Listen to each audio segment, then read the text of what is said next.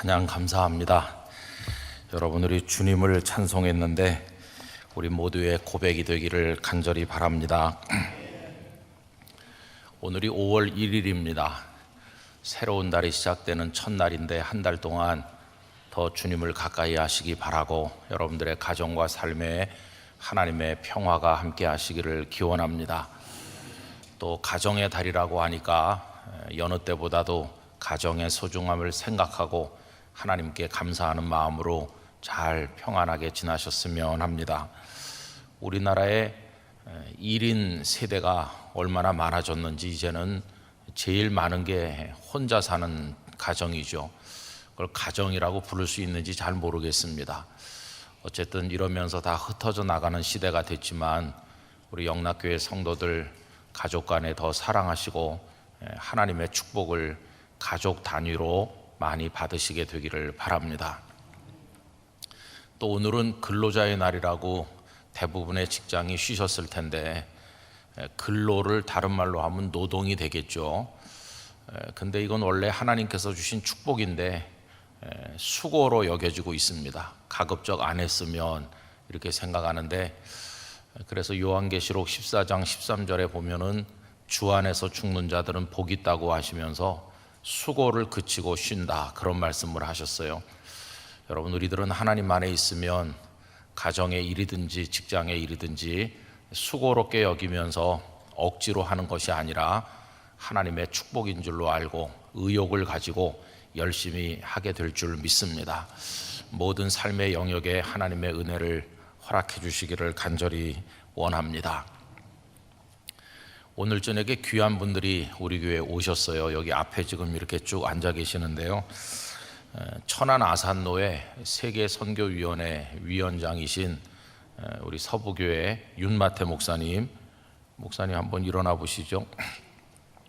우리 윤마태 목사님께서 인솔하셔서 대만 기독장로교회 루카이 노회, 우리식으로 말하면 노회장일 것 같은데 거기선 의장이라고 부르시는데요, 두문영 목사님을 비롯해서 노회 손님들이 여러 분 오셨습니다.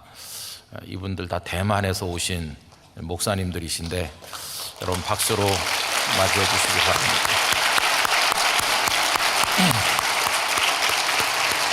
감사합니다. 네.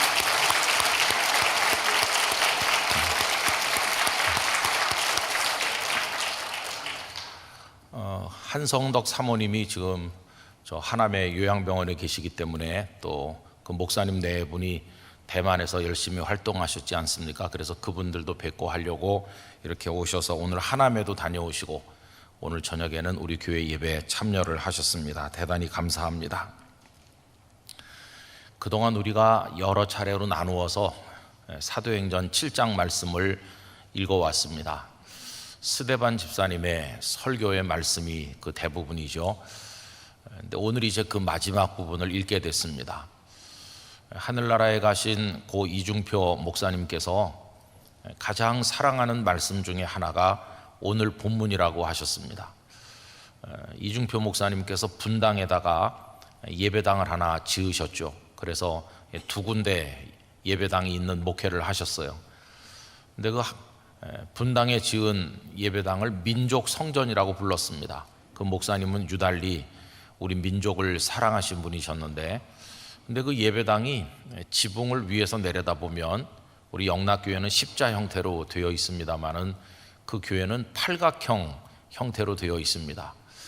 그 목사님께서 직접 그 설명하신 바가 있는데 왜 팔각형 형태로 예배당을 만들었는가? 그 이유는 면류관을 상징하기 위해서라고 그랬습니다.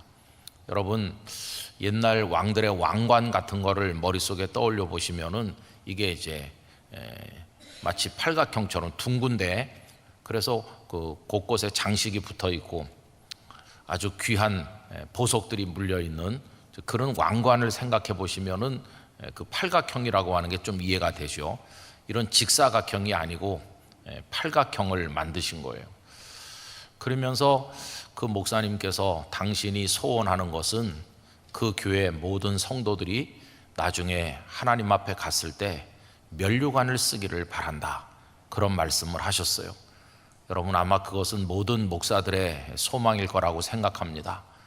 저도 이 자리에 계신 여러분들도 다 면류관을 쓰게 되기를 원합니다. 근데 그 면류관을 헬라어로 스테파노스라고 합니다. 그런데 이 스테파노스가 바로 오늘 본문에 나오는 스데반이죠. 스데반을 원래대로 하면 스테파노스입니다. 그러니까 스데반 집사님은 그 이름 자체가 면류관이라는 뜻을 가지고 있어요. 그리고 오늘 읽은 이 7장 맨 끝에 본문은 스데반 집사님께서 어떻게 면류관을 쓰셨는가 그것을 보여주는 건데, 당신의 생명을 주님께 드림으로써 순교의 면류관을 쓰시는 모습이 오늘 본문에 나와 있습니다. 스데반 집사님은 예수님의 복음이 이 땅에 전해진 그 이후에 최초의 기독교 순교자이십니다. 그리고 그 어떤 순교보다도 순교의 그 상황이 자세하게 묘사되어 있죠. 물론 예수님 길잡이였던 세례 요한의 죽음도 복음서에 자세히 나옵니다. 춤추는 자리에서 한 계집아이의 춤값으로 헤롯에 의해서 죽임을 당한 세례 요한의 죽음 이야기도 나오지만, 그건 아직 예수님께서 십자가 지시고 죽으시고 부활하셔서 승천하시는 그 일이 있기 이전이죠. 주님께서 십자가와 부활을 통해서 이제 복음을 완성하시고 난 그 이후에 최초의 순교자는 이 스데반 집사님이고, 자세하게 그 상황이 상상이 될 수 있도록 언급되어 있습니다. 사도행전 12장에 가면 예수님의 제자들 중에 첫 순교자 야고보의 순교가 기록되어 있는데, 거기는 아주 간단하게 나와 있습니다. 그냥 사울이 야고보를 죽였다 이렇게만 나와 있어요. 사도행전 12장 2절에 보면 요한의 형제 야고보를 칼로 죽이니, 이렇게만 나와 있어요. 근데 오늘 본문에 스데반 집사님의 순교에 관해서는 그 순교에 이르기까지 전 과정부터 시작을 해서 마지막 그가 어떻게 숨을 거두고 우리 주님의 영접을 받게 되는지 그 과정이 자세히 나와 있어요. 그래서 이중표 목사님께서는 이 말씀을 읽을 때 당신도 모르게 일어서게 된다고 이야기하더라고요. 아, 하나님께서 이렇게 귀한 사람을 준비하셔서 당신의 품에 안으시는구나. 나중에 우리가 이제 확인해 볼 텐데요, 예수님께서 서셨다 이렇게 나오거든요. 서 계신다. 원래 우리는 예수님께서는 하나님 보좌 우편에 앉아 계신다고 고백하는데, 앉아 계신다고 표현된 그 예수님께서 오늘 본문에는 서 계시는 예수님으로 등장합니다. 그 이 목사님께서는 왜 앉아 계시던 예수님께서 일어서셨을까? 그것은 당신이 사랑하시는 그 스데반 집사님이 천국으로 올라오는 때이기 때문에 두 팔 벌려 영접하시기 위해서 일어서신 것이라고 그렇게 설명을 하셨습니다. 그러면서 당신도 그렇게 주님의 영접을 받기를 원한다고 하시면서 눈물을 흘리셨던 그 모습이 생각이 납니다. 그래서 오늘 본문은 그냥 쑥 읽어 넘어가기에는 너무도 우리 마음에 남기는 여운이 깊은 감동적인 말씀이죠. 여러분, 한 사람이 세상에 태어나서 다양한 모습을 가지고 존재합니다. 인생의 길이도 환경도 삶의 내용들도 제각기 다 다르고 80억이 넘는 사람들이 지구촌에 살고 있기 때문에 80억 개 이상의 인생의 모습이 있다고 생각하는데, 스데반 집사님께서 우리에게 보여준 그 삶의 모습은 정말 예수님을 가장 근접해서 닮은 그런 모습을 우리에게 보여주시는 것이죠.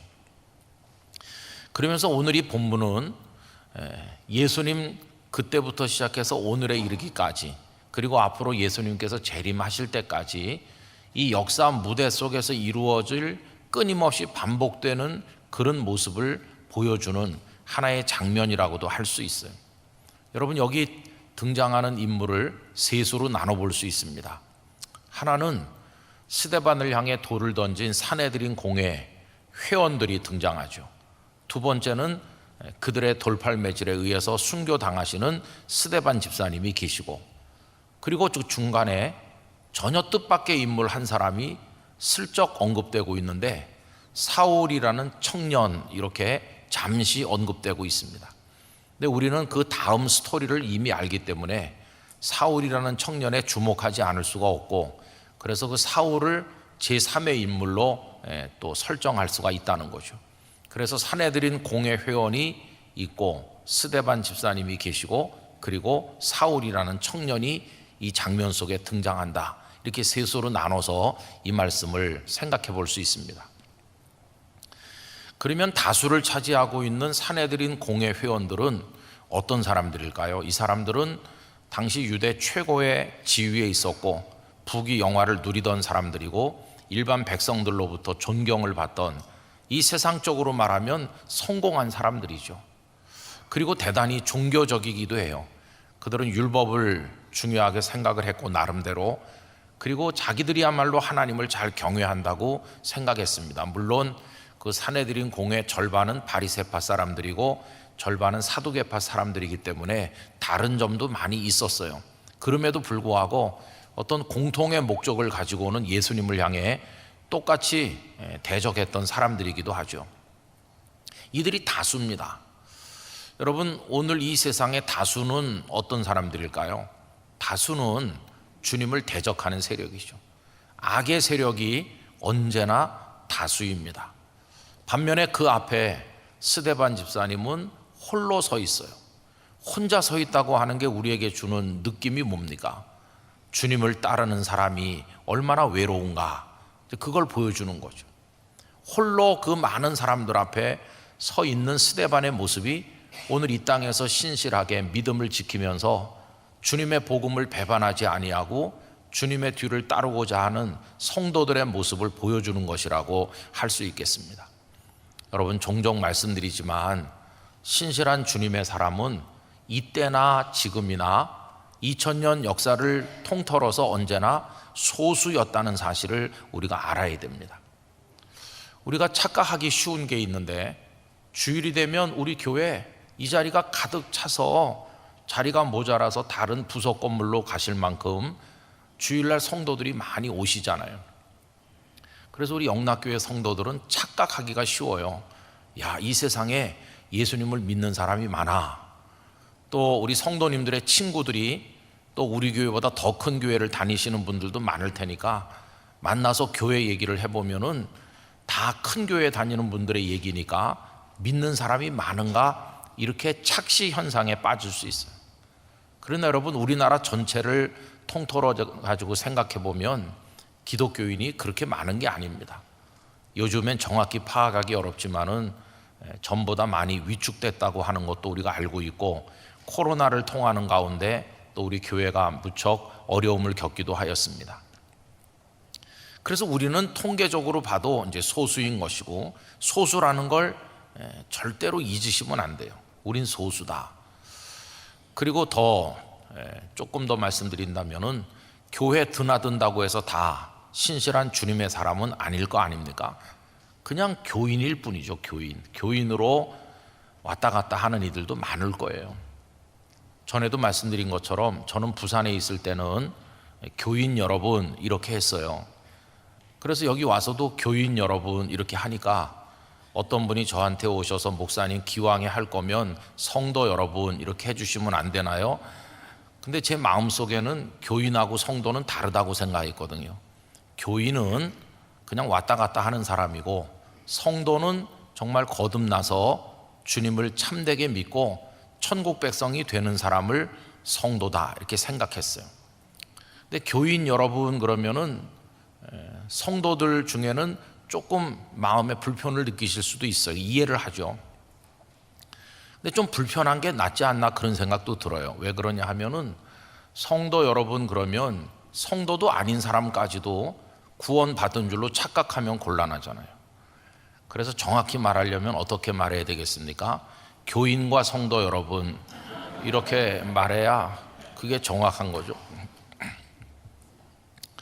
여러분, 그 지난 주일에도 잠시 말씀드렸지만은 두 여자가 맷돌을 돌리는데 한 여자는 데려가고 한 여자는 버려둔다고 그러지 않았어요?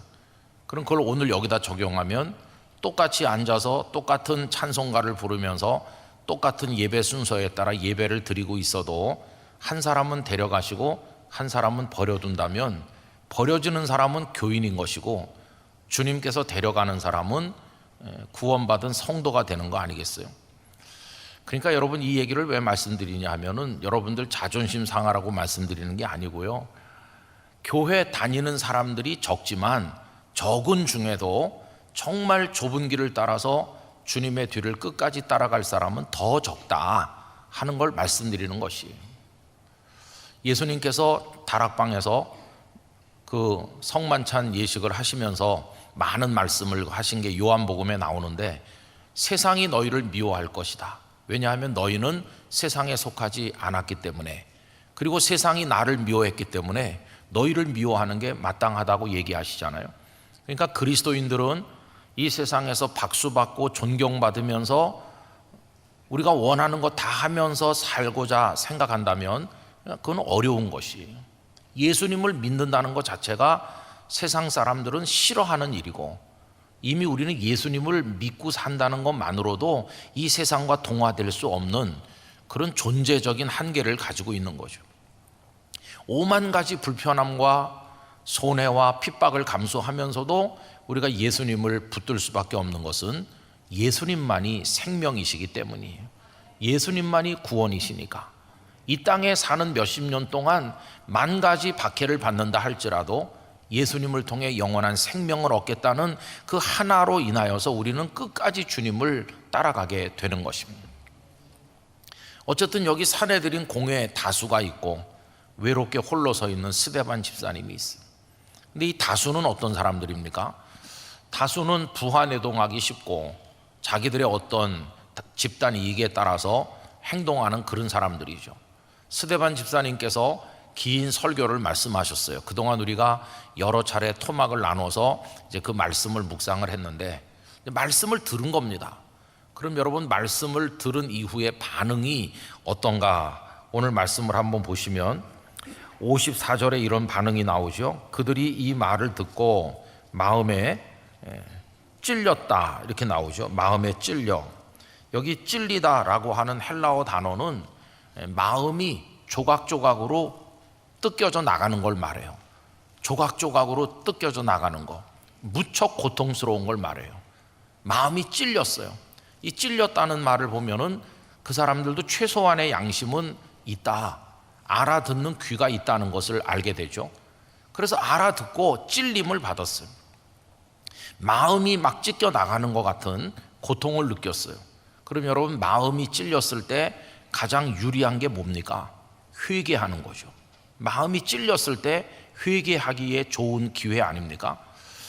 사도행전 2장 37절에 보면 마음이 찔려서 회개한 사람들 이야기가 나옵니다. 그들이 이 말을 듣고 마음에 찔려 베드로와 다른 사도들에게 물어 이르되, 형제들아, 우리가 어찌할꼬 하거늘. 성령님께서 다락방에 임하신 다음에 베드로와 사도들이 나가서 오순절 순례자들과 그 예루살렘의 주민들에게 말씀을 전했더니 그들이 찔려서 우리가 어찌할꼬. 그래서 그날 회개하고 예수님을 믿고 세례를 받은 사람이 3,000명이라고 나와 있잖아요. 어떤 사람은 마음에 찔려서 회개하고 구원을 받는데, 오늘 사내들인 공회 회원들은 마음에 찔려서 돌을 던지는 거예요. 참 얼마나 그 방향이 다른가 하는 것을 보고 놀라게 돼요. 더군다나 스데반 집사님이 하시는 말씀을 듣고 그들이 귀를 막는다 하는 게 나오죠. 56절, 말하되 보라, 하늘이 열리고 인자가 하나님 우편에 서신 것을 보노라 한데, 좀 스데반 집사님의 영안이 열렸어요. 하늘이 쫙 열리고 인자이신 그리스도께서 일어서 계신 것을 스데반이 영의 눈으로 보는 거예요. 그랬더니 57절, 그들이 큰 소리를 지르며 귀를 막고 일제히 그에게 달려들어 성 밖으로 내치고 돌로 칠세, 이렇게 나오죠. 귀를 막았어요. 진리의 말씀이 선포될 때 어떤 사람은 귀를 막는 거죠. 그러면서 자신의 그 자존심이 짓밟힌 것에 대한 분노를 가지고 그 말씀이 가슴을 찌르는데도 불구하고 거부하면서 돌로 치는, 이게 이 세상의 모습이에요. 여러분, 오늘날도 교회가 외치는 이 말씀들이 나쁜 말씀이 아니라는 걸 세상 사람들은 알고 있습니다. 우리 옛날에 보면은 엄마 아버지가 자신들은 교회를 안 나가면서도 애들은 교회 보내는 부모님들이 계셨어요. 교회 가라. 교회 가면 좋은 얘기 많이 듣고 배울 게 많다더라. 옛날에 그런 어른들이 있었어요. 그 어른들이 배우신 게 별로 없으시고 또 뭐 세상적으로도 대단한 게 없는 평범한 어른들인데 교회 가서 듣는 이야기는 우리 아이에게 도움이 되면 됐지 절대로 손해되지 않는다는 걸 아는 겁니다. 교회에서 도둑질을 가르치고 나쁜 걸 가르치지는 않는다는 걸 아는 거죠. 그래서 자녀들을 교회 가라고 하는 거예요. 어떤 신앙적인 관점에서가 아니라 그냥 배울 게 있어서라도 가라 이렇게 했어요. 세상도 아는 겁니다. 교회에서 이야기하는 게 부모를 공경하라고 하고 정직하고 바른 사람이 되라고 한다는 것을 알고 있어요. 하나님을 경외하는 신앙의 차원을 떠나서 윤리적인 차원에서라도 교회의 메시지가 옳은 인생을 알려준다는 걸 다 알고 있죠. 지금 사람들이라고 모르겠습니까? 지금 세상도 교회가 말씀하는 것이 좋은 이야기라는 것을 다 알고 있어요. 유튜브나 뭐 이런 데 넘쳐나는 악한 이야기들에 비해서 얼마나 교회가 가르치는 것들이 선한지를 알고 있어요. 그런데 귀를 막는 거죠. 귀를 막고 달려들어서 스데반에게 돌을 던지는 것처럼 오늘날도 교회를 향해 돌을 던지는 사람들이 많이 있어요. 저는 차별금지법 또 뭐 사학법 이런 문제 때문에 정치하는 분들을 여러 번 만났습니다. 그래서 제법 우리나라에서 널리 알려진 정치인들도 만나고 1대1로 만나기도 하고 뭐 소수가 만나기도 하고 얘기해 보면요 다 선량해요. 그분들이 다 선량하고 다 아주 인격적이고 세련됐고 그래요. 예절도 바르고. 그런데 거기만 가서 앉으면 그분들이 딴 사람으로 변해가지고 법안을 이상한 법들을 제출하는 거예요. 우리 앞에서 했던 이야기랑 전혀 다른 법안을 제출하고. 여러분 이번에 참 어려운 과정을 몇 년 동안 거쳐서 서울시 학생인권조례가 엊그저께 폐지됐습니다. 그래서 우리가 다 서명해가지고 그거를 안건으로 올려서 지난번에 한번 무산되고 이번에 어렵게 그 동성애니 이런 걸 보장하는 그 인권조례 그거를 우리가 십몇 년 만에 없애는 데 성공했어요. 지금 우리나라 이제 여러 그 시도에서 그걸 없애고 있는데 그랬더니 어떤 지금 얘기를 하는지 아십니까? 그건 조례잖아요. 자치단체에서 만드는 조례인데 이 조례들이 폐지되니까 어떤 그걸 좀 하고 있냐. 오늘도 그런 뉴스가 나왔는데 그걸 국회에서 법으로 만들겠다는 거예요. 국회에서 학생인권법 이렇게 만들어 가지고 법으로 그 학생인권조례에 있던 거를 법안으로 만들겠다는 거예요. 근데 그렇게 하는 사람들이 숫자가 지금 다수 아닙니까? 이번 선거도 그렇고. 그래서 그런 걸 다 보장하는 법을 국회법으로 만들면 몇 년 후에 총선에서 그걸 반대하는 국회의원들이 다수가 될 때까지 꼼짝없이 기다려야 되는 거예요. 이 나라가 지금 어떻게 가고 있는지. 그러면 이제 그런 이슈를 가지고 만나서 얘기해 보면 제가 이런 것도 물어봤어요. 아니 그래, 응? 여자 사위 맞을 준비가 되셨냐고. 펄쩍 뛰죠. 펄쩍 뛰어요. 여자 사위 남자 며느리 펄쩍 뛰는 그 사람이 법을 제출하는 거예요. 여러분 이 세상은 지금 제정신이 아니에요. 어둠의 영에 사로잡히면 옳은 걸 알지만 거기 박수를 보내지 않아요. 옳은 걸 알면서 돌을 던지는 거예요. 이게 누가 나빠서라기보다는 사탄의 역사가 얼마나 사악한지 우린 그런 거를 잊어서는 절대로 안 되는 거죠. 결국 스데반 집사님을 향해 귀를 막고 달려들어서 성 밖으로 끌고 나가 돌을 던졌습니다. 자, 그들은 그런 모습을 보였고 그게 오늘의 악한 세상을 대변하는 거다 이렇게 우리가 이해할 수 있습니다. 그럼 이제 그 앞에 홀로 서 있는 스데반 집사님은 어떤 분이신가요? 스데반 집사님은 예수님을 가장 근접해서 닮은 분이라고 생각합니다. 어떤 점에서 그러냐 하면 스데반 집사님이 숨을 거두기 직전에 보인 그 모습이 그러하죠. 여러분 59절 한번 다 같이 읽어보실까요? 그들이 돌로 스데반을 치니 스데반이 부르짖어 이르되 주 예수여 내 영혼을 받으시옵소서 하고 주 예수여 내 영혼을 받으시옵소서. 이게 마지막 기도와도 같은데요, 이 기도는 마치 예수님께서 십자가에서 7마디 가상칠언을 말씀하시면서 아버지 하나님께 그 영혼을 맡기는 것과 같은 기도 아닙니까? 내 영혼을 부탁하나이다. 그게 닮았어요. 예수님을 닮았어요. 여러분, 우리가 나중에 어디서 어떤 형태로 이 땅의 삶을 마감하게 될는지 모르지만 언젠가 우리에게 그 순간이 올 텐데, 그때 우리도 이 기도를 드릴 수 있기를 원합니다. 아버지, 나의 영혼을 받아주시옵소서. 이 기도를 하고 인생을 마칠 수 있는 사람은 정말 복된 사람이죠. 그리고 더 위대한 모습을 스데반 집사님이 보여주시는데 60절 같이 읽겠습니다. 무릎을 꿇고 크게 불러 이르되 주여 이 죄를 그들에게 돌리지 마옵소서. 이 말을 하고 자니라.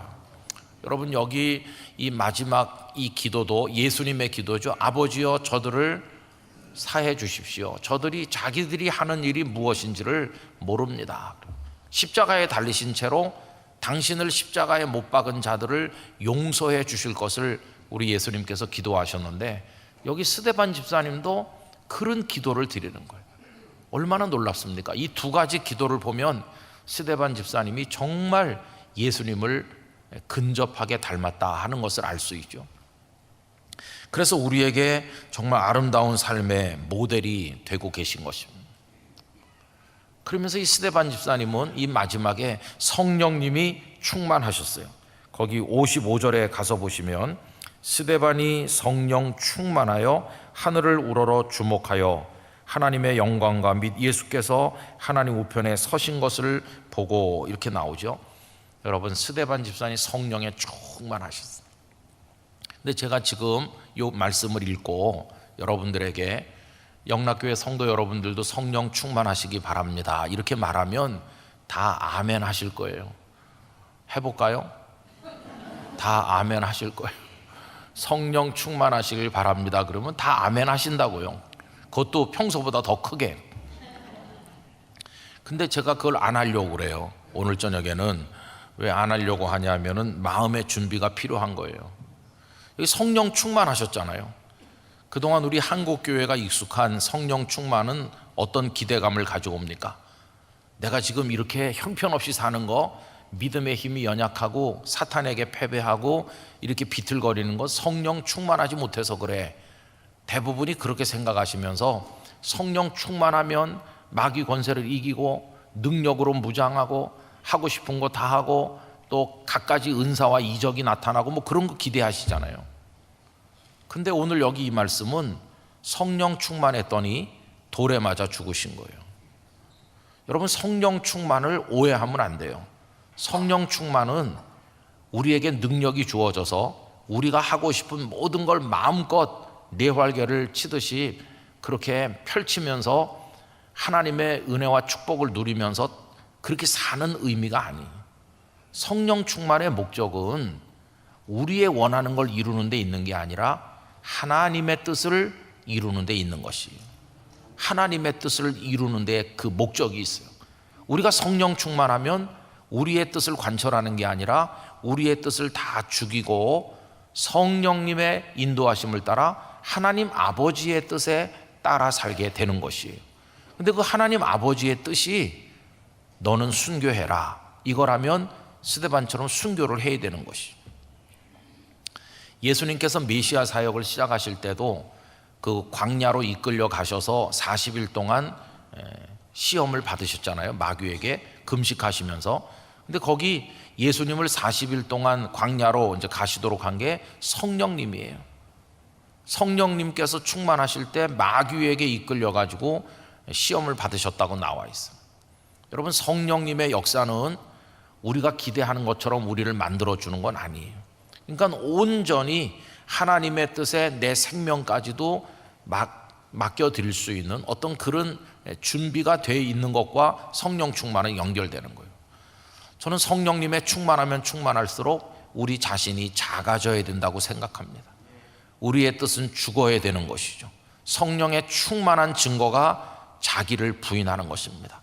예수님 당신을 따라오려면 자기를 부인하고 자기 십자가를 지라고 그랬잖아요.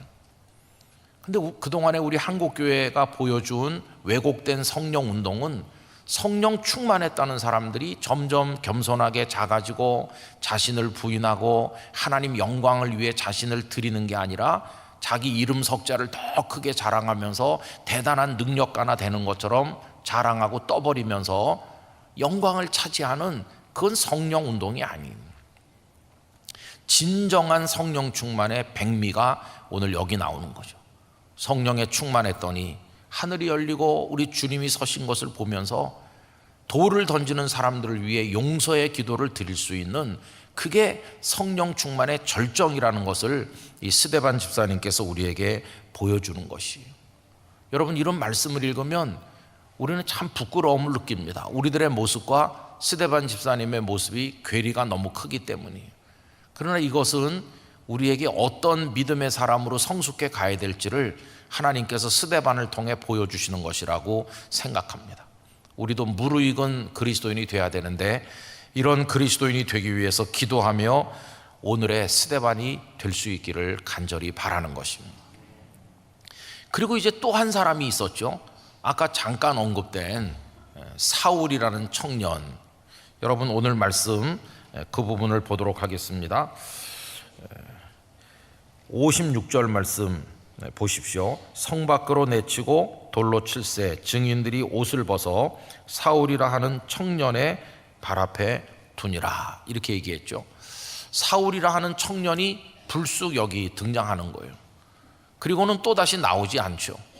스데반 집사님이 순교하신 얘기로 이어지죠. 그러면 여기 스데반 집사님이 맨 마지막에 잔이라 이렇게 나옵니다. 이 말을 하고 잔이라. 저는 주군이라라고 안 돼 있고 잔이라라고 되어 있는 것에 큰 위로를 받습니다. 주군이라 그러면은 이제 다 끝난 것 같은 느낌이 들지만, 잔이라, 이거는 다시 깨어서 일어날 걸 암시하는 것이에요. 여러분, 아침에 깨서 일어나잖아요. 그것처럼 밤에 아이들이 방에 들어가서 잘 때 잘 자 이렇게 하잖아요. 그건 내일 아침에 깨서 만난다는 게 전제되어 있는 거죠. 여러분, 성도의 죽음은 잠과 같은 것이에요. 하룻밤 자고 깨면 천국에서 만날 줄 믿습니다. 그게 우리는 죽어서 소멸되어 없어지는 것이 아니라 그냥 자고 깨는 것이죠. 자, 그럼 스데반 집사님은 무대에서 내려오시는 거예요. 그런데 하나님께서는 또 한 사람을 무대 한쪽 구석에 배치하셨는데, 그가 사울이라는 청년이에요. 사람들은 그 사울이라는 청년을 그 다음부터 예수님을 믿는 사람들을 핍박하는 아주 악한 원흉같이 생각했을 거예요. 사울이라는 이름만 들어도 진저리를 쳤을 거예요. 사도행전 9장에 보면 그 다메섹의 아나니아라고 하는 신실한 예수님의 제자가 있었는데, 주께서 아나니아에게 말씀하시잖아요. 사울에게 가서 기도해 주라 이렇게 하시잖아요. 근데 아나니아가 뭐라고 말합니까? 그 사울은 예수님을 믿는 사람을 핍박하는 사람이라고. 벌써 아나니아도 사울이라는 이름만 들어도 벌써 마음이 불편한 거예요. 그 사람 핍박자인데. 그렇게 낙인 찍혀 있어요. 사울이라는 이름만 들으면 모든 그리스도인들은 그냥 그 사람 이름이 가져다 주는 두려움이 있는 거예요. 사울. 근데 우리 주님은 달랐어요. 주님은 사울이라는 청년에게서 스데반을 보는 거예요. 스데반이 순교자가 돼서 여기 돌로 맞아 지금 돌아가시는 건데, 사울이라는 청년에서 또 한 명의 면류관을 쓸, 또 한 명의 스테파노스가 될 사람을 보시는 거예요. 여러분, 세월이 몇십 년 지난 다음에 이 사울이라는 청년은 그 이름이 바울로 바뀌었고, 로마에서 순교의 제물이 되심으로 또 한 사람의 스테파노스가 되질 않았습니까? 스데반 집사님의 죽음은 교회에 큰 손실인 것처럼 보였지만, 하나님은 절대로 손해보시는 분이 아니세요. 스데반이 순교하여 무대에서 내려온 것 같지만, 이젠 무대가 빈 것 같이 보이지만, 하나님은 그 다음 주역이 될 사람을 이미 예비해 놓으셨다는 것을 알 수 있어요.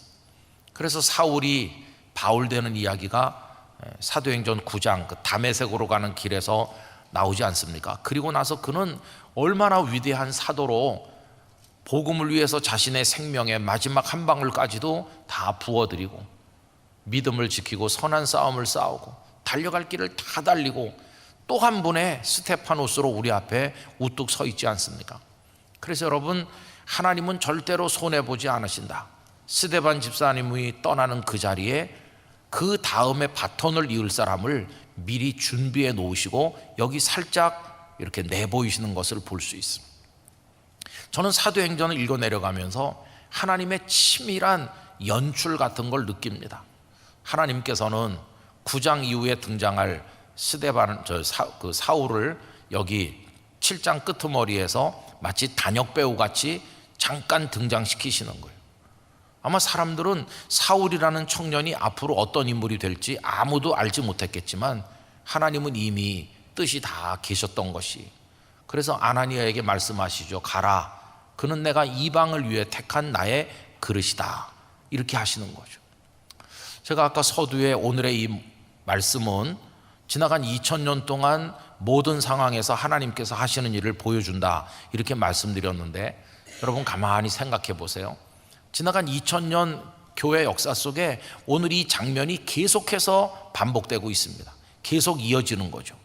다수의 교회를 핍박하는, 그리고 찔림을 받으면서도 귀를 막는 사탄의 영에 사로잡힌 악한 세상이 그때나 지금이나 계속 존재하고, 그런가 하면 그 속에 오늘의 스데반으로서 주님의 뒤를 따르기 위해서 생명까지도 아까워하지 않는 그리스도인이 되려고 몸부림치는 소수의 성도가 오늘날도 존재하는 거죠. 대한민국에도 있고 오늘 오신 분들처럼 대만에도 있고 지구촌 구석구석에 다 이렇게 존재하고 있는 것이죠. 그리고 이제 거기 사울 같은 사람들이 있는 겁니다. 여러분, 기독교 역사가 끝날 것처럼 보이는 그 자리에도 하나님은 사울 같은 사람을 예비하고 계신 줄로 믿습니다. 그래서 뜻밖의 인물들이 그 바톤을 이어받아서 복음의 역사를 계속해서 이어내려가고, 이게 계속 반복이 되는데, 저는 하나님의 이런 역사가 주님이 이 땅에 다시 오시는 그날까지 계속될 줄로 믿고 있습니다. 그래서 두려워할 필요가 없는 것이죠. 아합 때 생각을 해보면 엘리야가 굉장히 낙심하죠. 하나님, 저만 남았습니다, 저 혼자 남았어요, 이렇게 탄식하는데 하나님께서는 바알에게 무릎 꿇지 않은 7,000명이 있다고 말씀하시는 거 아닙니까? 오늘 교회들이 어려움을 당하고 때로는 돌팔매질을 당하는 것처럼 힘들 때도 있지만, 하나님은 우리를 위해서 사울을 준비하고 계시다는 믿음을 절대로 버려서는 안 될 줄로 믿습니다. 또 하나님은 당신의 역사를 끊임없이 이어내려가는 거죠. 그럼 이제 결론적으로 오늘 우리가 이 본문 말씀을 읽음으로써 깨닫는 게 뭡니까? 그건 다른 게 아니라 오늘 우리가 오늘의 스데반이 되어야 한다 하는 것뿐입니다. 세상이 악하다는 것 때문에 좌절할 필요도 없고, 오늘 기독교인들이 힘들다는 것 때문에 탄식할 필요도 없고, 오늘 우리는 우리의 길을 가다가 하나님께서 부르시는 그날까지 소박하고 진실하게 믿음을 지키면 되는 것이고, 그 다음은 우리가 걱정하고 염려하지 않아도 하나님은 그 다음 바톤을 받을 사람들을 준비하고 계신 것이에요. 절대로 하나님은 당신의 교회를 포기하지 않으실 것이고, 하나님의 나라를 이루어 가시는 역사를 중단하지 않으실 것입니다. 오늘 이 말씀을 계속해서 반추하면서 여러 번 읽으시고 읽어보시기 바랍니다. 그 광경을 한번 상상해 보시길 바랍니다. 분노에 가득 찬 어리석은 사내들인 공회원들이 있고, 그 앞에 연약해 보이지만 예수님을 닮은 스데반 집사님이 무릎을 꿇고 돌에 맞으면서 하늘이 열려 주님을 바라보는 그 영광을 보면서 그들을 위한 용서의 기도를 드리고 있고, 그리고 한쪽에 옷을 맡아주는 사울이 있는데, 이 사람이 그 다음 또 더 위대한 복음의 사역을 이룰 사람으로 거기 존재하기 시작한 것이죠. 이 모습이 오늘을 보여주고 앞으로도 보여주는데, 오늘 우리는 그 장면 속에서 스데반처럼 등장해야 되리라, 그렇게 생각을 하는 것입니다. 여러분, 우리 영락교회는 오늘 이 세상 속에서 어떤 위치에 있는 것일까요? 우리 각자는 어떨까요? 곰곰이 생각해 보면서 하나님의 은혜 앞에 결단하게 되기를 간절히 기원합니다. 저는 이 말씀을 묵상을 하면서 돌을 던진 그 사람들이 지극히 종교적이었다는데 충격을 받는 거죠. 그 사람들이 종교에 관심이 없다던가 하나님을 모르는 사람들이라면 돌을 던진다는 게 이해가 돼요. 근데 사두개인도 그렇고 바리새인들도 그렇고 다 유대 사회에서 가장 종교적이지 않습니까? 종교적인 것이 하나님을 경외하는 방향으로 연결되는 것만은 아니라는 걸 알 수 있어요. 저는 이 종교적이라는 말을 조금 이상하긴 하지만 교회적이다 이렇게 한번 표현을 해봅니다. 교회적이면 다 신앙적인 것일까? 교회적이면 다 예수님과 맞는 것일까? 이런 생각을 해봐요. 여러분, 교회도 부패하면 교회이지만 예수님의 적이 될 수도 있는 것이에요. 아무리 교회이지만 예수님의 사람들에게 돌을 던질 수도 있는 거예요. 실제로 일제시대 때 신사참배 문제가 발생하고 그랬을 때는 교회가 성도들을 향해 돌을 던지는 경우도 많이 있어요. 교회가 주기철 목사님 같은 분을 쫓아내기도 하고. 그래서 여러분, 이 영적인 이 변화 속에서 우리는 흔들림이 없어야 된다 하는 것을 알 수 있고, 언제나 깨어서 우리 자신의 모습을 주님 앞에서 성찰하는 게 필요하다는 걸 깨닫게 되는 것입니다. 감히 부끄러운 얘기지만 우리 모두 스데반이 되기 위한 기도를 드리면서 오늘 우리에게 주어진 인생을 살아가고 믿음을 지켜나가기를 간절히 기원합니다. 때로는 외롭고 때로는 힘들더라도 여러분 끝까지 주님을 따라가시기를 진심으로 축원합니다. 기도하겠습니다. 거룩하신 아버지 하나님, 우리 믿음의 대선배인 스데반 집사님의 순교의 장면을 읽으면서 오늘 저희들이 이런저런 말씀들을 받았습니다. 오늘 저희의 믿음의 위치를 생각해보고 한국교회의 자리를 생각을 해보고 영적인 현실 속에서 어떻게 주님의 뒤를 따라야 될 것인가 생각하였습니다. 주님, 저희 모두가 오늘의 스데반이 되기를 원합니다. 성령님으로 충만하게 하셔서 믿음의 용기를 가지게 하시고 어둠의 세상에 굴하지 않게 하여 주옵소서. 오늘 북한 동포를 위해 기도하는 날인데 저 북한 공산 집단, 주체 사상의 집단은 우리에게 돌을 던지는 이 세상에서 가장 악한 세력이라고 할 수 있습니다. 그러나 아버지 하나님, 그 앞에 서 있는 우리일진데 두려워하지 아니하고 하나님의 뜻이 어떻게 성취되는지 믿음으로 기도하며 나아가게 하여 주시옵소서. 예수님의 이름으로 기도하옵나이다. 아멘.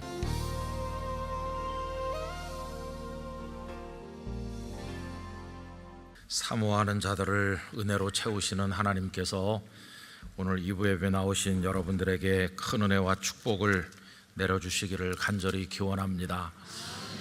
오늘이 4월이 끝나는 날이고 내일 새 달이 시작이 되는데 한 달 동안 하나님의 평강이 성도님들에게 함께 하시기를 바랍니다. 오늘 우리 교회를 방문하신 분들 또 성도님들 이곳저곳에서 예배하는 모든 분들에게 하나님께서 준비하신 은혜가 가득하시기를 간절히 바랍니다. 여러분 사진을 찍어서 우리 페스티벌을 한다고 광고를 했는데 좀 찍으셨나요? 아직 피부가 원하는 수준에 오지 않으셔서 안 찍으셨나요?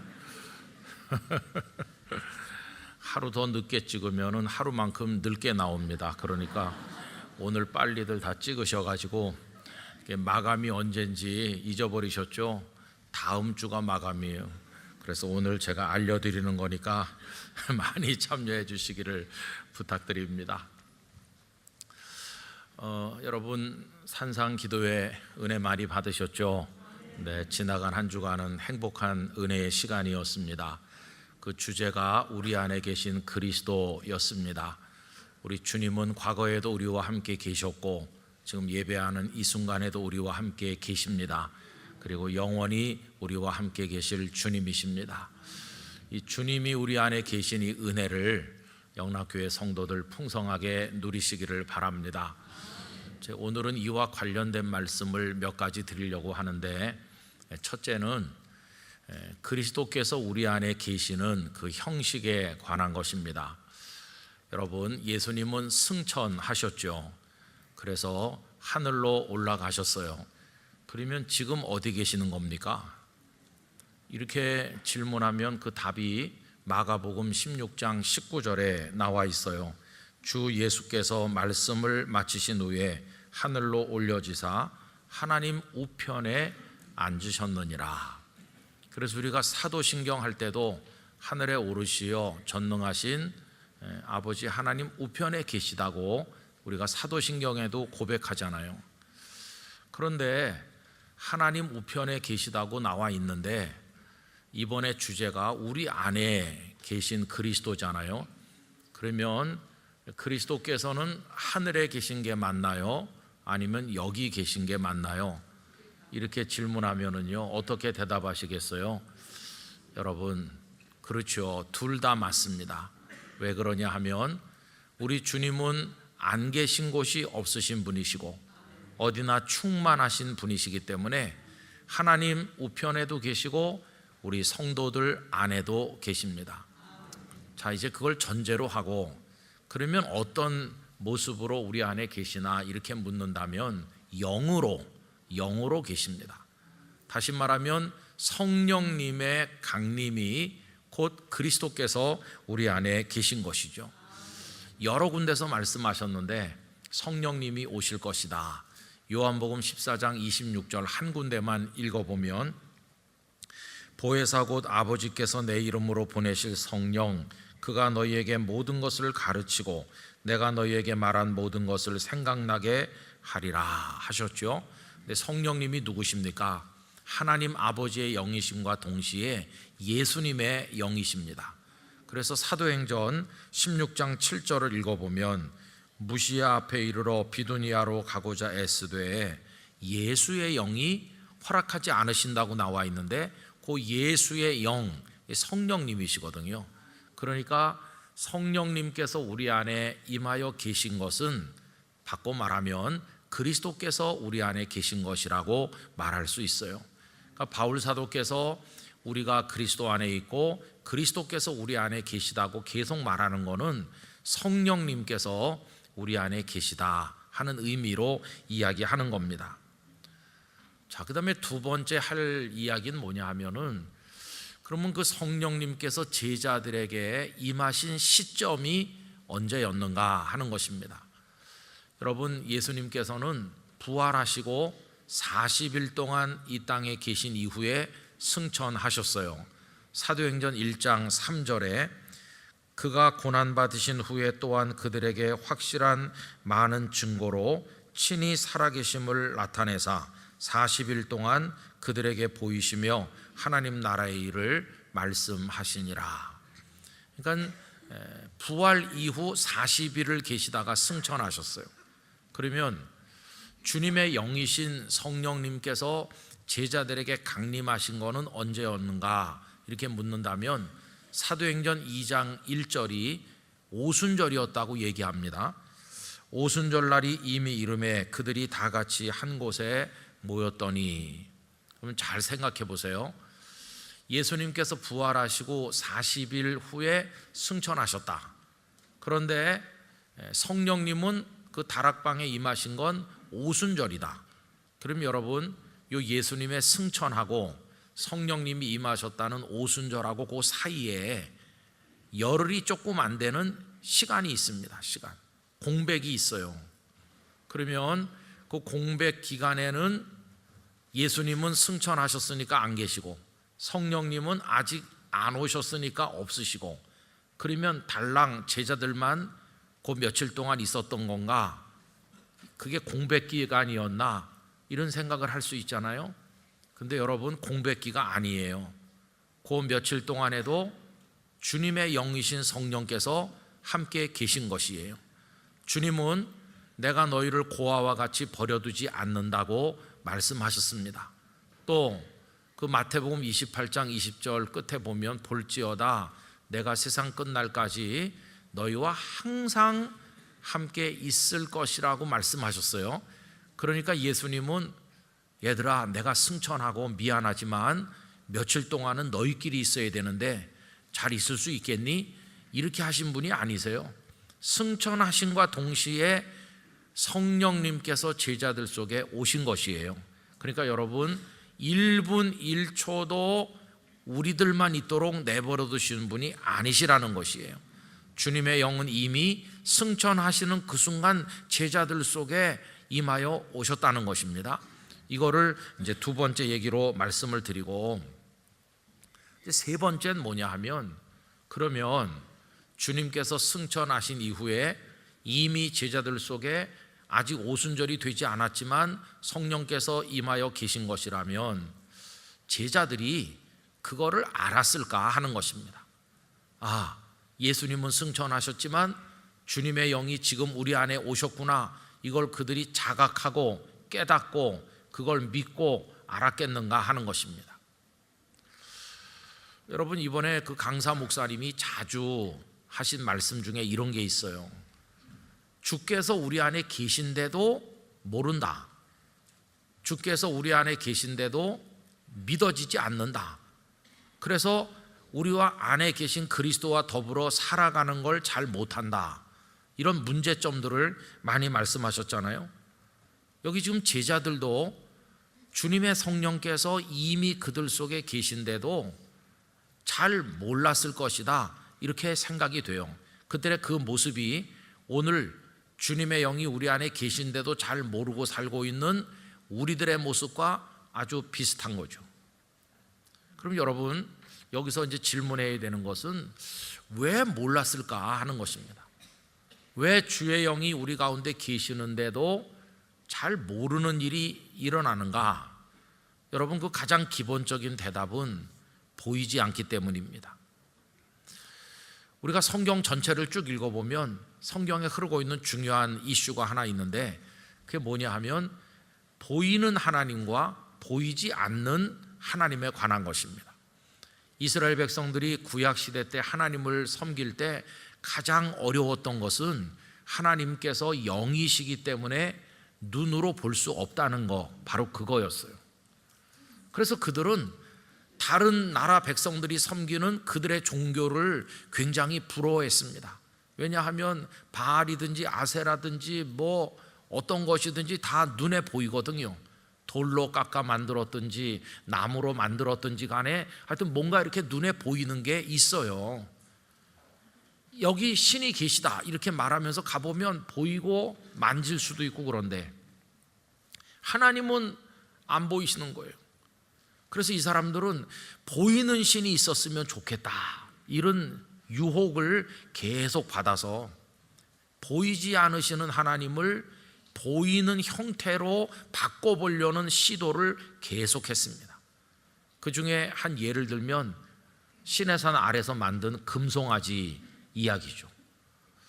여러분, 시내산 아래에 머물렀을 때 하나님께서 모세를 부르셔서 모세가 하나님 말씀을 받으려고 산에 올라가셨는데 여러 날 동안 내려오지 않았습니다. 근데 백성들에게 위로가 됐던 것은 모세였어요. 하나님은 안 보이지만 그래도 모세는 자기들 눈앞에서 왔다 갔다 하면서 여러 가지 일을 하니까 아, 모세가 우리와 함께 계시다, 마치 모세가 하나님이나 되는 듯 위로를 받고 그랬어요. 그런데 눈에 보이던 모세가 어느 날부터인가 안 보이니까 어떻게 된 건가? 불안감이 그들에게 밀려오기 시작한 거죠. 그래서 아론을 만나서 우리를 인도할 신을 만들어 달라, 모세는 어떻게 됐는지 모르겠다, 이렇게 하니까 어리석게도 아론이 그걸 끊어야 되는데 그들의 말을 거역하지 못하고 그들이 가져온 금붙이를 녹여서 금송아지를 하나 만들어냈어요. 그러면서 이 금송아지가 우리를 애굽에서 인도한 바로 그 신이다, 이렇게 말합니다. 출애굽기 32장 4절, 아론이 그들의 손에서 금고리를 받아 부어서 조각칼로 새겨 송아지 형상을 만드니 그들이 말하되 이스라엘아, 이는 너희를 애굽 땅에서 인도하여 낸 너희의 신이로다 하는지라. 여러분, 이때 그들의 죄가 뭘까요? 이제부터 여호와 하나님을 섬기지 말고 바알을 섬깁시다, 이렇게 말한 게 아니에요. 여전히 여호와 하나님을 섬기려고 해요.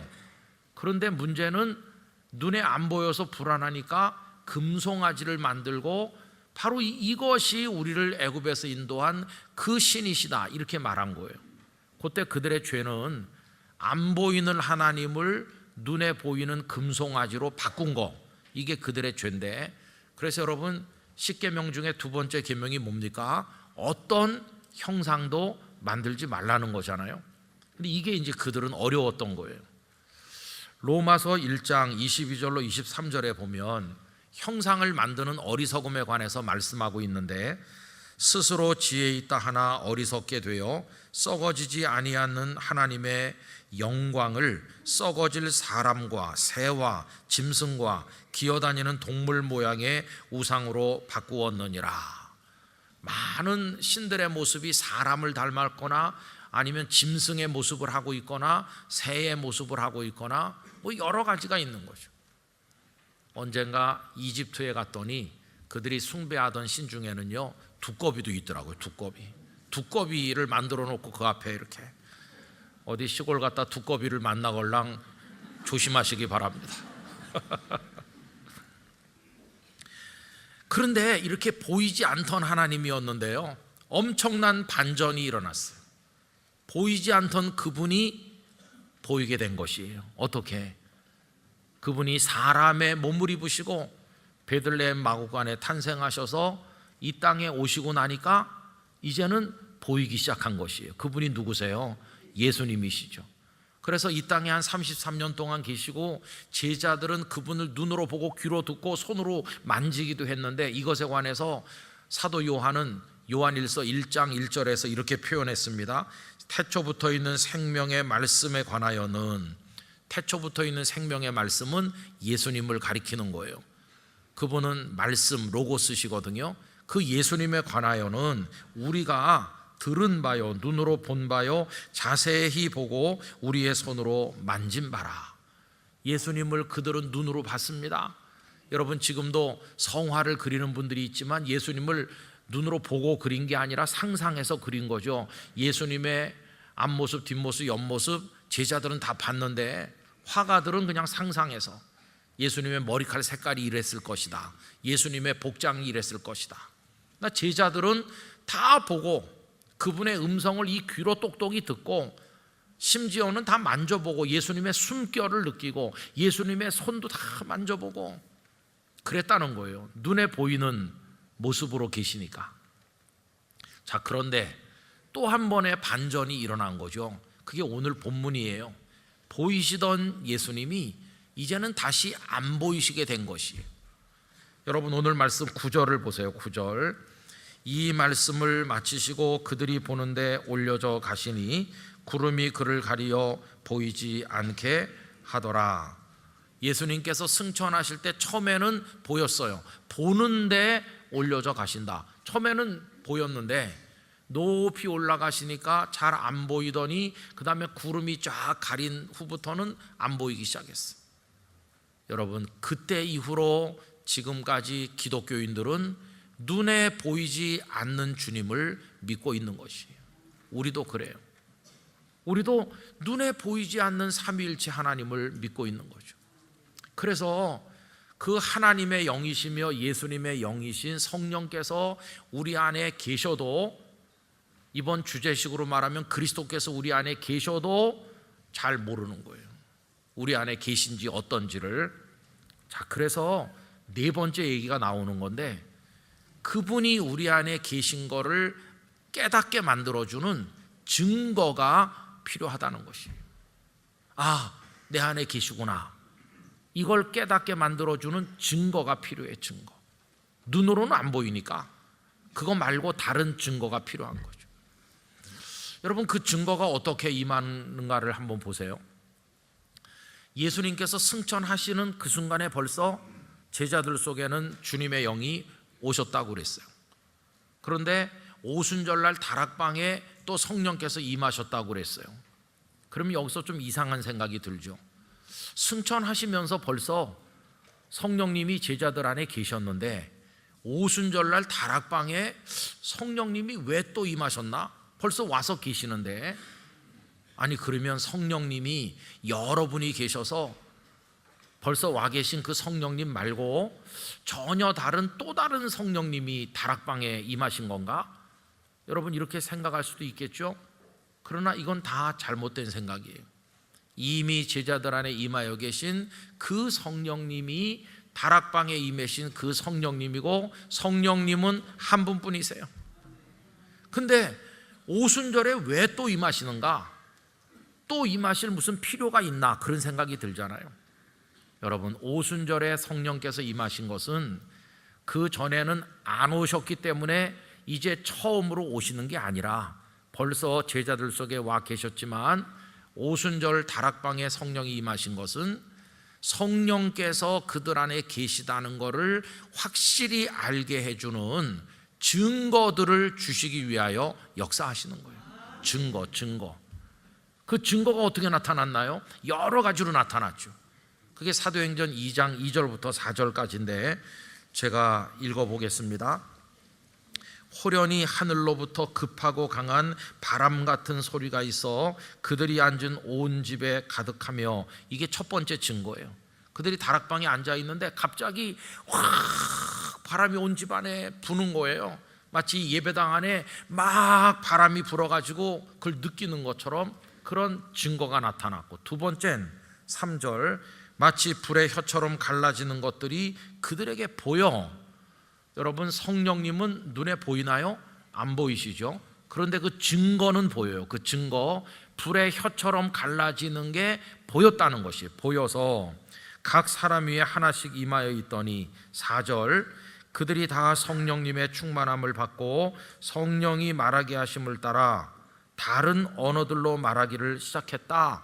이게 뭡니까? 방언하기 시작한 건데 이게 또 증거 중에 하나죠. 그러니까 제자들은 처음 그런 일을 경험한 거예요. 다락방에 모여서 기도를 하는데 갑자기 막 바람이 확 온 집에 가득하고 불의 혀처럼 갈라지는 게 막 눈에 보이고 그들 각자에게 임하시더니, 그리고는 방언이 시작된 것이에요. 야, 어떻게 이런 일이 우리 안에 일어나는가? 그때 알게 된 거예요. 자기들만 있는 게 아니라 이미 자신들 안에 그리스도의 영이 임하여 계시다는 걸 확실하게 알게 된 것이에요. 그 증거들을 통해서 알게 된 거예요. 여러분, 예수님은 벌써 오늘 본문에서 성령님이 오시면 증거도 따라온다는 걸 말씀하셨어요. 그게 1장 8절이죠. 여러분, 1장 8절, 오직 성령이 너에게 임하시면, 그 다음에 뭐가 나오나요? 권능을 받는다고 그랬죠. 바로 그겁니다. 성령님이 이렇게 임하여 오셔도 내 안에 성령님이 계시는지를 모를 수도 있어요. 그런데 성령님이 오심과 함께 권능이 주어지는 그 순간 알게 되는 거예요. 방언을 하게 되고 여러 가지 삶의 승리가 우리에게 주어지게 되는 그런 권능을 경험하게 되면, 나 혼자 있는 게 아니구나, 주께서 내 안에서 일하고 계시는구나, 이거를 확실하게 알게 되는 거예요. 그러니까 지금 우리에게 필요한 게 뭐냐 하면은, 왜 주께서 우리 안에 계시는데도 잘 모르거나 그게 믿어지지 않는가? 그 증거가 없어서 그래요. 증거. 우리 영락교회 성도 한 분 한 분에게 이미 그리스도의 영이 여러분 안에 계시다는 증거들을 얻으시기를 축원합니다. 그 증거가 필요한 것이에요. 증거. 그래서 제자들은 그 증거를 얻고 난 다음에는 달라졌어요. 자기들만 있는 게 아니고 그리스도의 영이 자신들 안에 계시다는 걸 확실하게 알게 됐기 때문에 딴 사람으로 변했어요.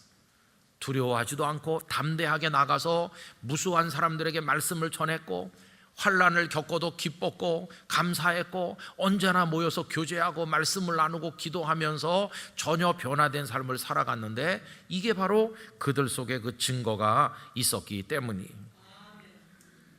여러분, 저는 우리 영락교회 성도들에게도 이런 증거가 필요하다고 생각합니다. 이제 그 증거를 사모하시기 바랍니다. 주님이 제 안에 계신 증거를 보게 하여 주세요. 그건 여러 가지로 나타나요. 어떤 때 말로 다 할 수 없는 기쁨, 기쁠 이유가 없는데 기쁜 거예요. 그리고 감사한 거예요. 감옥에 갇힌 사도 바울이 감옥에 갇혔기 때문에 하나님을 원망한 것이 아니라 오히려 복음 전도의 기회가 된 것을 감사하듯이, 고난 속에서도 감사가 터져 나올 때 우리는 그 증거를 가지게 되는 것이, 성령의 은사들이 또 다 증거입니다. 내가 누구를 위해 기도했는데 그 사람이 고침을 받았어요. 내가 말씀을 전도했는데 복음이 잘 전해졌어요. 내가 두려움이 없어졌어요. 누굴 보니까 불쌍한 생각이 들고 사랑의 마음이 막 일어났어요. 내가 말씀을 잘 깨닫게 됐고 말씀을 잘 전할 수 있게 됐어요. 뭐 여러 가지, 그게 다 그리스도께서 우리 안에서 일하고 계신 증거가 된다고 하는 것이에요. 여러분, 이런 구체적인 증거들을 사모하시기 바랍니다. 이런 증거들을 많이 가지시게 되기를 원합니다. 또 중요한 증거가 하나 있죠. 그게 뭐냐 하면요, 기도하는 겁니다. 이 제자들 속에 예수님이 승천하심과 더불어 성령님이 같이 하셨는데, 오순절의 다락방에 아까 말씀드린 대로 바람과 같이 불같이 방언의 은사로 여러 가지 증거가 나타났고, 그 며칠 동안에는 그 증거들이 잘 없어가지고 잘 몰랐을 거다 이랬는데요, 여러분, 그때도 최소한 한 가지 증거는 있었어요. 그게 뭐냐 하면 기도하게 하시는 증거가 있는 거예요. 예수님 승천하시고 감람산에서 예루살렘으로 돌아와 그 다락방에 모여서 오늘 본문 끝에 있는 것처럼 그들이 뭘 했나요? 오로지 기도에 힘썼다. 여러분, 이게 성령께서 그들 속에 일하신 증거입니다. 왜 그러냐 하면 그들은 기도의 사람이 아니었어요. 불과 얼마 전만 해도 겟세마네 동산에서 예수님은 땀방울이 핏방울 될 때까지 기도하시는데 쿨쿨 자던 사람들이에요. 와서 깨워 놓으시면서 기도 좀 해. 그래도 계속 자던 사람들이 갑자기 변해가지고 결심한다고 몇 날 며칠을 계속 기도에 힘쓸 수 있나요? 여러분, 지금까지 많이 해보셨잖아요. 기도에 관한 설교 듣고 그날부터 결심하잖아요. 기도해야지. 결심해도 되던가요? 잘 안 됐잖아요. 이 사람들도 마찬가지인데 오늘 본문 끝에는 오로지 기도에 힘썼다. 그것도 한두 시간 힘쓴 게 아니라 오순절 될 때까지 계속. 이게 어떻게 가능한가? 이미 주님의 성령님께서 제자들의 마음속에 계셔서 기도하고 싶은 생각이 들고 기도 안 할 수 없는 갈증을 느끼게 하시고 기도할 수 있는 힘을 주신 거예요. 이미 기도한다는 것 자체가 성령님이 그들 속에 계신 증거였다는 것을 알 수가 있는 거죠. 오늘 우리가 이제 산상기도회를 마치고 지난 주간에 행복했어, 내 안에 그리스도께서 계신 걸 알았어. 근데 며칠 지나면 또 다시 잘 몰라지실 거예요. 이걸 계속해서 확인하고 알기 위해서는 증거들이 필요해요. 증거. 여러분, 끊임없이 기도하며 사모하시기 바랍니다. 주님, 낮에나 밤에나 주께서 저와 같이 계신 것을 알게 해주세요. 기쁨이 솟아나게 해주세요. 고난 중에도 감사하게 해주세요. 그리고 나의 연약함을 치료해 주세요. 내가 누구를 위해 기도할 때 응답되게 해주세요. 내가 복음이 전도되기를 바라는 마음 주셔서 전도자가 되게 해주세요. 내가 누군가를 보면 불쌍히 여기고 사랑하는 마음이 생겨나 사랑의 은사를 가지게 해주시고, 그런 여러 가지를 사모하시기 바랍니다. 그러면 어느 순간 어떤 때 그렇구나, 오늘도 하나님이 내 속에 역사하시는구나, 이걸 알게 되는 거예요. 그거를 가슴속에 품고 있을 수도 있지만, 사랑하는 이들과 모여서 집사님, 지나간 중간에요, 내가 성경 말씀 하나를 깨달았는데 성령께서 내 속에서 깨닫게 하신 거예요. 그 말씀을 깨닫는 순간 내 문제가 다 해결됐어요. 이런 얘기를 같이 나누는 거예요. 어디서? 소그룹에서도 나누시고, 구역에서도 나누시고, 부부끼리도 나누시고, 가족이 둘러앉아서 주의 영이 그리스도께서 내 속에서 이렇게 일하시고 계시다 하는 것을 풍성하게 나누시길 바라요. 이게 살아있는 신앙생활을 하는 비결이 되는 것이에요. 그렇게 해가지고 누가 물어보는 거죠. 선생님, 어떻게 그렇게 어려운 형편이시라고 들었는데 행복해 보이세요? 누가 물으면 대답할 게 있어야 되는 거예요. 그 증거들을 가지시기를 축원합니다.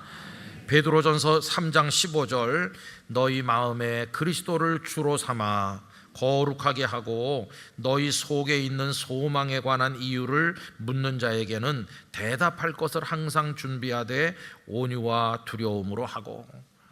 제가 그렇게 보이세요? 정말 감사하네요. 제가 어떻게 행복한지 알려드릴까요? 내 안에 그리스도께서 계시거든요. 그게 어떻게 보이지 않으시죠? 보이지 않지만 성령님이 제 안에 계시거든요. 그래서 저의 낮이나 밤이나 제 속에 기쁨을 주시고 이렇게 저렇게 저를 인도하시거든요. 형제님도 이런 은혜를 같이 받으시길 바라요. 이러면서 대답할 거리가 있어야 된다. 저는 우리 영락교회 성도들이 또 산상기도회도 무사히 마쳤어, 내년에는 누가 오실라나, 이렇게 하지 마시고 내년에 누가 오실지 저도 몰라요. 그러나 주님은 이미 와 계시잖아요. 주님, 내년에 누가 올까를 기다리지 말고 이미 우리 안에 와 계신 그리스도 성령님, 할렐루야, 그분과 함께 낮이나 밤이나 기쁨으로 살아가는 것이에요. 그걸 사모하시기 바랍니다. 많은 간증거리, 찬송할 이유들 주님께서 우리 성도님들에게 쏟아부어 주시기를 간절히 축원합니다.